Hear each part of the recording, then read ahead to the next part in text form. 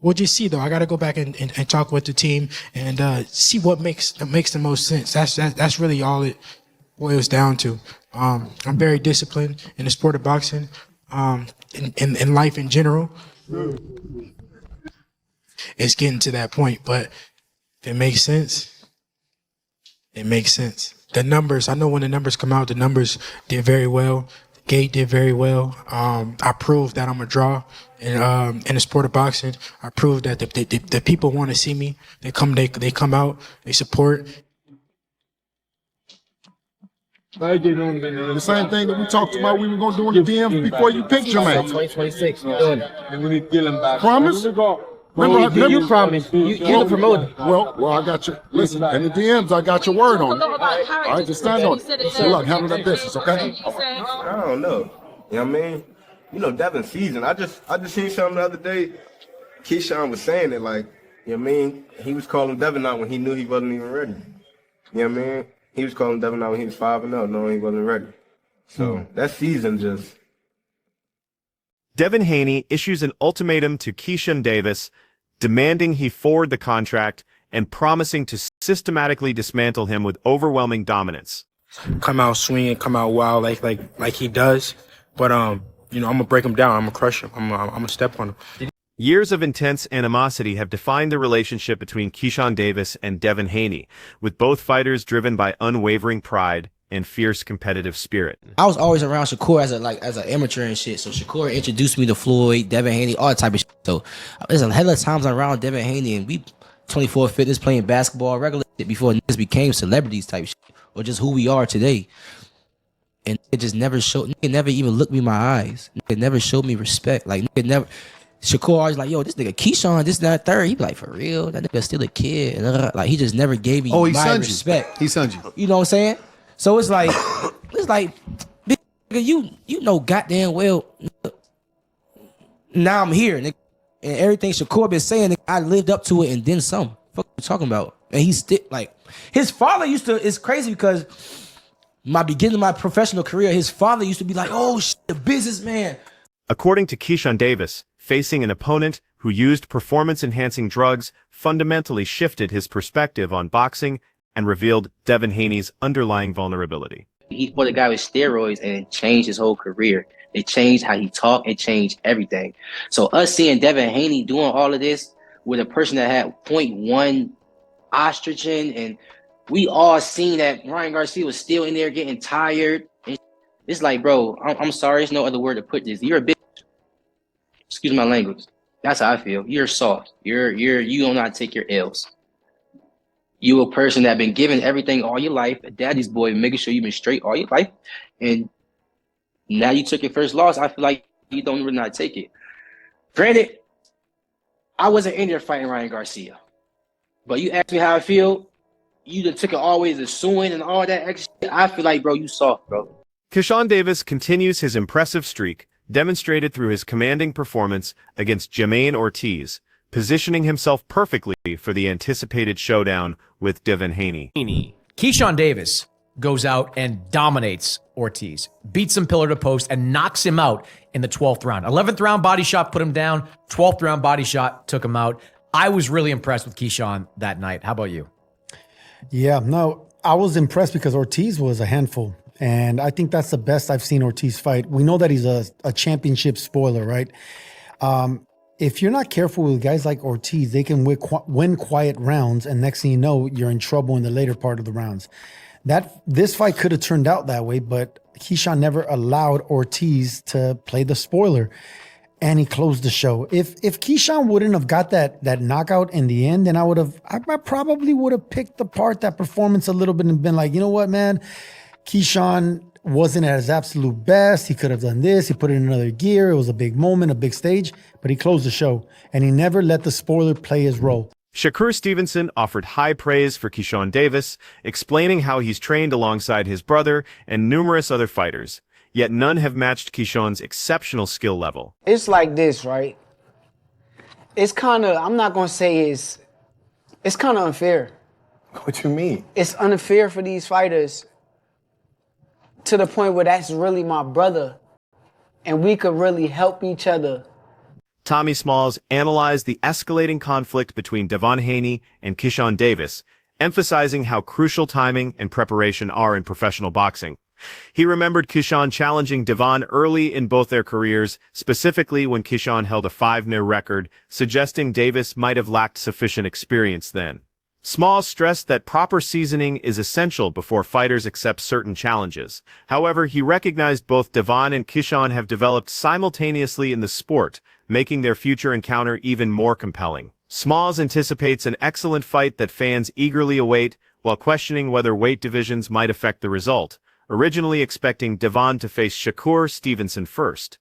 Regardless, Smalls views this matchup as both unavoidable and thrilling. 47 for me, so it is what it is. You know what I mean? I gotta see everybody above me. You know what I mean? If you're not above me, I ain't worrying about you. If you got one of them belts, I'm on that ass. You know what I mean? Do you like to hear that? Like hearing more guys at 140 or the big name dudes jump into your division? Yeah, big name. I thought you was about to say just, I don't want just anybody just moving up to 47. Ain't gonna do nothing but get crowded. But the bigger names ain't doing nothing but making more opportunity. You know, they gonna be, everybody scanning each other. And them coming up, they gonna have to be looking for somebody that's above them. You know what I mean? So it is what it is. I'm ready to get it on. In your opinion, who wins that fight if it were to occur? Out of who? Devin and Keyshawn. I don't know, man. I don't know. Keyshawn was saying it like, you know what I mean? He was calling Devin out when he knew he wasn't even ready. You know what I mean? He was calling Devin out when he was 5-0, knowing he wasn't ready. So that season just, they play a part. You know what I mean? But they both been in the game about the same time, man. It's going to be a good fight.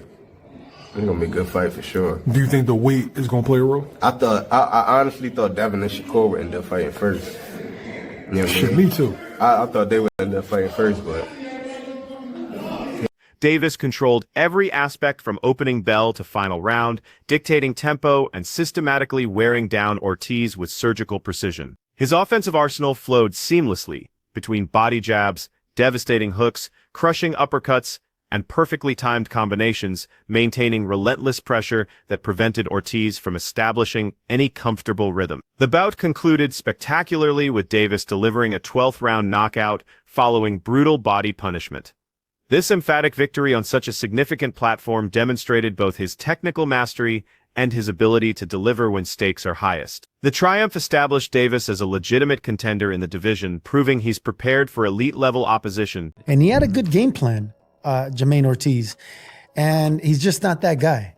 He's come up short now 3 times on the biggest stage possible. No shame losing to Loma, Lopez, and Keyshawn, but when you're getting knocked out in the last round, that's when you start questioning your stance in the top of the game. But that's credit Keyshawn, man. He closed the show and he looked incredible. I thought Keyshawn was really good. He obviously filled out the weight really well. He is a strong 140-pounder. Body work has become his MO. You go back to the Dennis Baranchik fight, knocked down Baranchik, kind of went the same way. Knocked down Baranchik in the 3rd round with a body shot, knocked him out in the 4th round. This time was the 11th and the 12th round for Jermaine Ortiz. I would disagree with you that I didn't like Ortiz's game plan. I thought he should have moved a lot. Boxing analysts predict the most captivating fight of 2026 will feature Keyshawn Davis against Devin, the Dream Haney. Tension between Davis, his family, and Haney has intensified over years through heated verbal confrontations that have built massive anticipation. Although Haney has been connected to potential bouts with Gervonta Tank Davis and Mario Barrios, experts believe a collision with Keyshawn would generate superior entertainment value and financial returns. Davis, currently reigning as 135-pound champion, has delivered performances that fans found more thrilling than Shakur Stevenson's efforts, elevating discussions about premier matchups. Keyshawn Davis brothers and Devin the Dream Haney. I believe in the 147-pound division that a Keyshawn Davis versus Devin Haney will be just as interesting, just as lucrative than any of those fights that we mentioned. A potential fight with Rolly Romero, potential fight with Devin Haney and Crocker. I think Keyshawn Davis and Devin Haney would be a way better fight than that. Mario Barrios, I think that Keyshawn Davis and Devin Haney promo will be way better than the Mario Barrios and Devin Haney. And of course, those are unification bouts, but we also in the landscape of boxing in which belts don't matter as much. It don't matter as much. It matters, but it don't matter as much. Keyshawn Davis was already a champion in the 135-pound division, and where he performed very, very well. The 14.5-pound division elevates the significance exponentially. Analysts emphasize that championship belts hold diminished importance in modern boxing's landscape. What truly drives success is star quality, fighting style, and audience connection. Davis contributes Olympic credentials, razor-sharp technique, and suffocating pressure, while Haney provides tactical excellence and championship-tested experience. Their contrasting approaches guarantee an explosive encounter. Some frame this as Davis relentlessly pursuing Haney, refusing to retreat from confrontation. With Bill Haney steering Devin's professional journey and Keyshawn determined to establish his legacy, the marketing campaign alone could surpass any unification contest. Summer 2026 promises to deliver one of boxing's most significant moments. The performances that Keyshawn Davis has is really more entertaining than the performance that Shakur Stevenson had. We were talking about Shakur Stevenson and Tank in the 135-pound division, but as Keyshawn kept emerging, he was already a conversation of Shakur, Keyshawn, and Davis, Keyshawn. Of course, we got Andy Cruz. They're going to be facing Murataya on the 24th, but look like that fight is not gonna happen. The primary fight for Keyshawn Davis now, in my opinion, is Devin the Dream Haney at 147 because that's his plans. The primary fight for a Devin Haney, in all actuality, should be now a Keyshawn Davis. If Keyshawn Davis is willing to fight you and they call in and Devin Haney and Bill Haney, shout out to Bill Haney, he's done a wonderful job as a manager, is saying that they Debo, well, Keyshawn Davis is Craig and Keyshawn Davis is running towards Debo, right? Bernie Thoughtboxer shared his candid assessment of Keyshawn Davis challenging Devin Haney, expressing both reverence for Haney and genuine appreciation for Davis. Bernie confirmed witnessing Haney's sparring sessions and recognizing his exceptional ring presence, characterizing him as a consummate professional. When pressed for his prediction, Bernie favored Davis, citing his aggressive approach, ruthless mentality, and intimidating presence as distinguishing factors combined with lightning-fast hands, intelligent punch selection, and willingness to engage in brutal exchanges that could provide the decisive advantage. You know, he's a seasoned pro in there, so, you know, it's a great fight. I want to see the fight, but I'll favor Keyshawn just on the strength that I love how Keyshawn fights. I love his meanness. I love, like I say, his kill mentality. He has great hand speed, like I say, great punch selection, and he's willing to mix it up in there. So I will favor Keyshawn, but it's just a fight that I would love to see. I mean, knowing that Devin Haney fight could be such a big fight down the line, do you would rather see Keyshawn in a fight at 147 first before tackling Devin Haney? What do you think? No, just give him what he wants. Give him what he wants. You know, all the talking, just give him what he wants. If that's what he said, then just do that. You know, sometimes we just got to listen what they say and give them what they want, you know. Bernie rejected suggestions about waiting for Davis to compete at 47 before confronting Haney, arguing that if Davis desires the fight, it should materialize immediately. He stressed that Davis already possesses star status as a silver medalist and world champion, eliminating any justification for delays. Bernie characterized Davis as ready to be unleashed and granted the opportunities he's requesting. He briefly addressed the post-fight tension involving Conor Benn and Shakur Stevenson, suggesting Davis's trajectory remains crystal clear as he pursues the sport's biggest names, with Haney occupying the summit of that list. Keyshawn's a star. Like I say, he's a silver medalist. He's a world champion already, been a world champion already. There's no more holding back for him now. Just let him go. Let him off the leash, you know. After the fight, Conor Benn comes into the ring. They talk, have some words, but Shakur Stevenson said, I want to put that same rehydration clause you put on Chris Eubank. Tell me, what did you get out of that moment in the ring? Well, you know, I heard on the press conference where I think it was his manager said that that was a clown move, but I think Shakur invited that. I don't even know if I would have said all that about kind of being right then, but I think he really wants that fight. He really wants the money for the fight. He been saying that, and now he came through victorious. Boxing experts consider the potential battle between Devin Haney and Keyshawn Davis among the sport's most fascinating possibilities. Haney's recent social media response indicated his readiness to face Davis. Intensifying fan excitement, Davis maintains an unblemished record with 14 victories, 10 achieved through knockout, while Haney boasts 34 wins including 15 stoppages. These statistics showcase Haney's extensive experience and activity, though Davis's knockout power represents a significant threat. Physically, Haney holds marginal advantages in height and reach at 5'9" with 72-inch reach versus Davis at 5'8" with 70-inch reach. Analysts believe Davis possesses superior punching force, while Haney excels in defensive positioning, jabbing, and distance management. Following Davis's recent triumph over Jemmin Ortiz, some experts suggest Haney's skill set would counter Davis's aggressive approach, creating a sophisticated tactical battle. Devin Haney took to social media and responded, and he said, Keyshawn, as you can see here, let's do it. Let's make it happen. Right? Now, Keyshawn is now 14 wins, no losses, no draws, 10 wins by way of knockout. Devin is 34 wins, no loss, no draw, 15 wins by way of knockout. So Devin got more knockouts than Keyshawn actually has fights. Devin is about 5'9", with about 72-inch arm reach. Keyshawn is about 5'8", with a 70-inch arm reach. Keyshawn has more power. Devin Haney has shown that he's a better pure boxer. I think Devin Haney's defense is better than Keyshawn's. Devin Haney's going to control him with his jab, his distance, his range, and his counterpunch ability.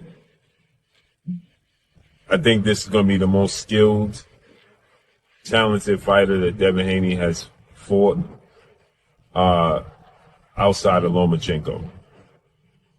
Right? Lomachenko is so accomplished, so skilled, so talented. But I just think that Keyshawn is bigger, has more power than Lomachenko, and just as talented and skilled as Lomachenko. I think Keyshawn is more skilled and talented than Regis Prograis and Brian Norman Jr., but they got more power than Keyshawn does. Greg Hackett provided detailed analysis of Keyshawn Davis's performance against Jemmin Ortiz, emphasizing the strategic planning and execution that determined victory. He explained how Khan and Keyshawn recognized that Ortiz performs optimally when establishing his fur rhythm and controlling fight tempo, so applying continuous pressure prevented Ortiz from finding comfort zones. Keyshawn kept the pressure. Him keeping that pressure wasn't allowing Jemmin to get set and set up whatever he needs. He did a great job pressing him. The jab to the body, the right hand to the body, the hooks, uppercut, everything. Everything he did was good. It was with pressure, and I think that was the main factor. He kept the pressure on. The 1-2 now.